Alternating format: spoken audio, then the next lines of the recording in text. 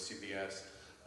I don't know how the mix-up occurred when, by the time the libel suit that Bowie brought against the Globe was about to come to trial, I had already left the government, and I actually had volunteered to help him and to testify at the trial.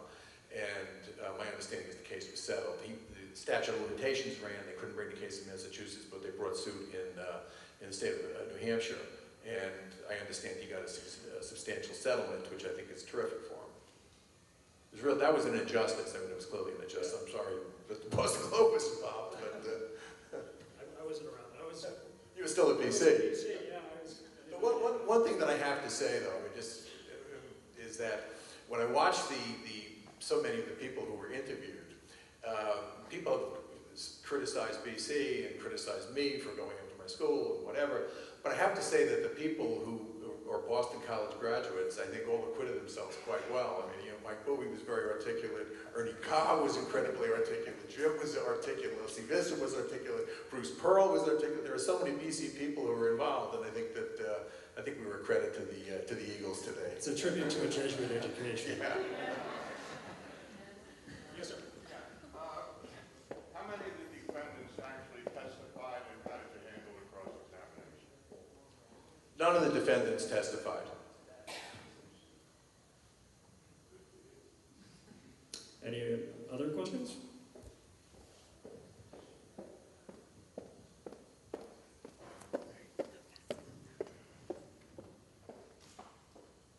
I just wondered what Mr. Kuhn is doing now. You've shown him in 1990 speaking at Princeton, but what does his life look like now? Well, I think Joe, you probably... Well, Cayman and I found him, and I went back after we had a brief conversation with him, and I spent some time with him. I spent a whole day with him, and then had a number of phone calls with him, hoping that he would, come on camera and do an interview. He was very quietly. He's got a family, and he just, that term under the radar, I mean, that's exactly what his life, how I perceived it to be. He just lives very quietly in a small town. Does he have a career? Is his life full, or is he completely damaged from taking it for the team? Well, I don't know whether he took it for the team. I think he's taking it for himself. But no, look, he's very remorseful about what happened, and he's had a very difficult life. He admitted to using drugs when he was in college, but I think that was something he put behind himself very quickly. And I don't think that is the root of any of the problems he's had. He's had trouble keeping jobs. My experience with him is he's done odd jobs. He had a delivery business, delivering Pittsburgh newspapers for a while, but as the newspaper business has gone into decline, he lost that business. And, he's done odd jobs. He's a bouncer. He was, in the past, a bouncer. He was a very big guy. House painter, sort of odd jobs. And it's been very difficult for him. Actually, there was a story from last March in the Boston Globe, a long story about Mr. Kuhn by Bob Hohler, and it's from March 16, 2014. You can probably find it online. It's a very long story, and it goes into detail about his experiences since then and up to the present day. He wasn't able to get him. He wouldn't speak to the writer. Rick wouldn't. Really? Yeah, he wouldn't speak to him. I got a phone call several weeks after that article because I knew how sensitive Rick was and how he, was thinking about doing this with us, but he still had such misgivings about should he or shouldn't he, and his wife called me, and it was really out of the blue. We were editing one night, and the phone rang, and I looked at my phone, and it said Rick Kuhn on it, because I had his number in there, and his wife said that, I said, I just called, I had left a message for him, and I just wanted to know, was he doing okay? How did he react? Because that article was pretty tough on him. And she said, yeah, he's pretty upset by it, but he's still thinking of talking to you, but he's really upset. Why don't we leave him alone for a little while? So. I just want to give a little anecdote about that, when the clip where you saw him speaking. It was at Princeton. Nike used to have an All-American basketball camp country. And they asked me to come down and speak after the point shaving case to these players. And it was actually it was a lot of fun because I got to see these kids play, and they all went on to so many went on to great NBA careers. So Rick and I were scheduled to go down there one afternoon, and it's in the summertime. And we were supposed to speak for an hour. And it turned out Spike Lee had been invited to come down as well, and he was supposed to speak the day before. And somehow things got mixed up, and he didn't show up the previous day, so he showed up the same day. So we went on first with a half hour, and of course the kids were all excited because they wanted to see Spike Lee. And so I spoke first, and I talked about the mafia and the having to be careful of point shaving and drugs and people who are trying to get over because they're going to be using you. And Rick got up, and the kids were in absolute awe. I mean, their jaws dropped, and they just sat there and listened to him. He said things like watching, feeling the jailhouse door slam behind him, and these kids with their eyes are bugging out of their heads. On the other hand, they keep looking over at Spike Lee, waiting for him to go on. 5 minutes into Spike Lee, I see all the heads are looking over towards Rick. They wanted him to come back on. They didn't care at all about Spike Lee. What he said didn't resonate, but what Rick Hughes said really resonated with these kids. Knowing Spike Lee, I'm sure he wouldn't have minded that very much. This would actually make a pretty good Spike Lee movie, I think. Yeah, I guess this is mostly to Jim. The fact that this happened at Boston College when it did, was that just by chance, or could this have happened in any other big-time, college sports program? Was there anything unique about the circumstances you guys were in as opposed In to my other opinion, it places? can happen anywhere, at any time, today, tomorrow, next week, next month, any school. But as far as unique circumstances, yes, absolutely. I mean, you saw it in the documentary. There was like a chain of people, going from Boston to Pittsburgh to New York. And I just happened, to find myself in the middle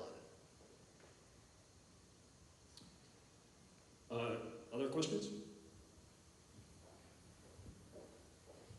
To Jim, I'm wondering, when you look back on it, whether talking to your coach, Tom Davis, and coming clean with him would have changed the situation. I understood what you were saying about not trusting him and so on, but looking back on it is what I'm asking about. And the second part of it is, you talk about the film opening up new vistas for you. I'm wondering what you're looking toward in the future.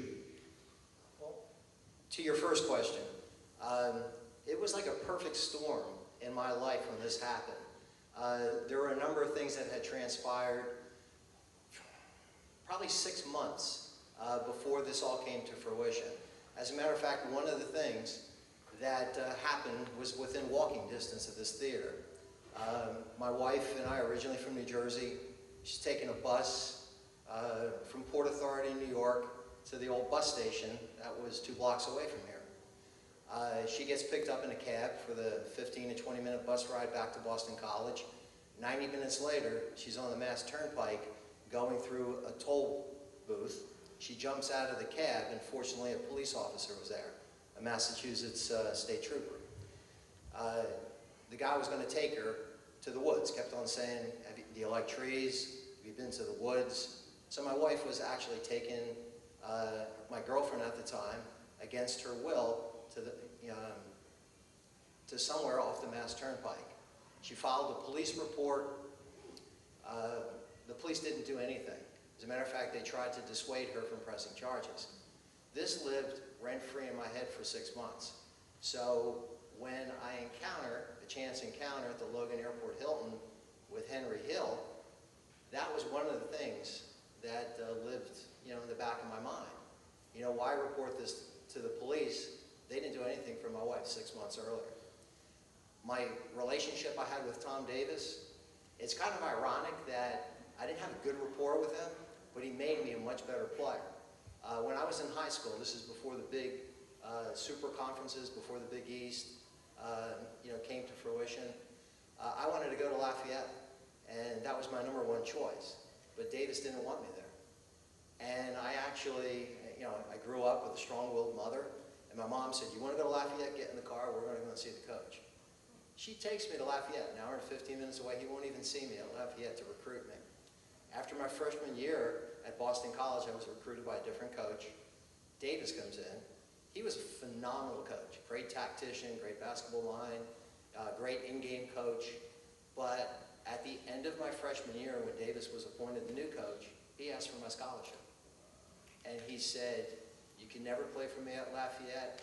BC's a much bigger level of competition. You can never play for me here. I want the scholarship. And I said, well, you're going to have to take it from me because I'm not going to give it up. Other things, as part of the perfect storm in my life, I met my wife, who's sitting over there. And I'm thinking, I'm not going to tell her what's going on because she's going to think I'm some kind of a knucklehead, getting mixed up in the, with this kind of a situation. Unfortunately, I did involve two of my roommates, which is it's an NCAA infraction, because I had to confess to somebody. I had to confide with somebody that was going to at least get it off, I would get it off my chest. And you heard, one of the guys, Mike Mayock, who you've probably seen on TV as an NBC sports announcer, he's the guy I lived with in college. And I shared with him. And he said, I want you to go to Bill Flynn, the athletic director. Mr. Flynn, very kind man, extremely well respected within the community at Boston College. I felt, my personal opinion as a 20-year-old kid, he was asleep at the switch, that he could not see what was going on around him at Boston College with athletes, with players, with a lot of stuff. And, today with cell phones, with social media, it would blow up on the internet instantaneously. And I'm thinking, if he can't see this, I don't have confidence in him. Now, I recognize that could be, naivete on my part, but that's just the way I felt. And that's why, I didn't go or, trust in my coach that I can confide in him or Bill Flynn or the administration. So, your second question, a two-part question. I really think that it's going to be a great opportunity for me to share my story with other people so that perhaps they can get a nugget out of what I learned the hard way that could, possibly prevent them, from something happening in their lives. Because I really feel like I've got a message that I could share. And I think that as Rick Kuhn had said, when he addressed, the students at Princeton University, my day would be made if I just touched one of you. I feel the same way.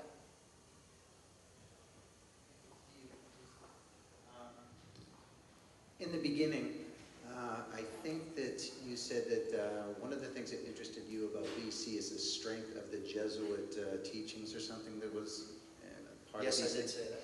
So, did that mean that that was an important factor in your life, and that was part of the decision-making process for you to go to BC?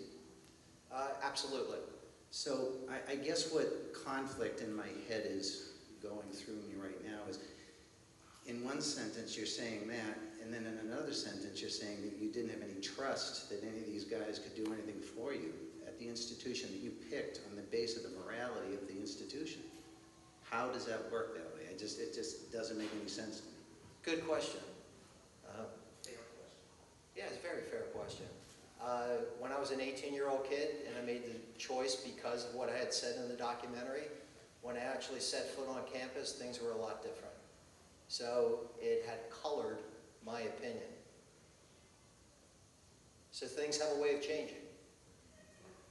And now when I look back, 35 years later, I'm looking to reach out to a university that doesn't want anything to do with me at this stage in my life. So it pretty much confirms to me that what I thought 35 years ago, is coming to fruition today. I don't know. I feel that, if you place devil's advocate of that, I think that the wavering of your morality at that point may have been the crux of what everything's about with BC. And I'm not defending BC. If you look at it from the opposite view, that seems to be maybe a part of what their hesitation is. Could be. I'd like to go on record. I loved BC. I really did. I had a great, outside of what happened with the basketball thing, I had a great experience there. I was at a BC tailgate party today with, several of my friends from college. I just loved the experience, and I still have lifelong friends I'm in touch with on a regular basis that I made at BC. Thank you. This question is also for Jim. It obviously seems like it's very important for you to hear from BC's current administration through you many times in the past. What tangible result would you like to get from starting a new relationship with BC's administration? I think I could help in some small way. Not necessarily with athletes, but I mean, just today I met with a professor at BC, and he wants to have me come in and speak to the students. And I think it's a baby step, but I think it's a great way to move forward with a relationship, because sometimes stuff just happens in life. I think I referenced it before. You have no control over it. You don't go looking for it. It kind of finds you. And everybody makes mistakes. And there's always things that you could have done differently. And I'm never the type of individual that says, I woulda, coulda, shoulda. It just happened. Now you have to move on. And what you do after it happened, when you move on, is really going to dictate your life's path. And, you know, I really believe that, you know, if I have opportunity to share with other kids or with other people, it's going to be able to affect one person, a couple people, half dozen. I don't know that, but I'd like to be in a position with which to do that. Looking back, what do you think you should have done that would have maybe avoided a lot of this trouble? You saw in the film the whole sequence of events. Is there a point there that you think that if you made a different decision that this could have been all avoided? Yeah, now that I have a lifetime of experience, I'm 56 years old, it's a lot easier to answer that question. I mean, when I unexpectedly meet this guy by the name of Henry Hill in a hotel room, I should have grabbed him by the ears and said, you know, absolutely not. You know, you're the type of guy that my father, growing up in, you know, Trenton, the capital of New Jersey, would warn me about. My father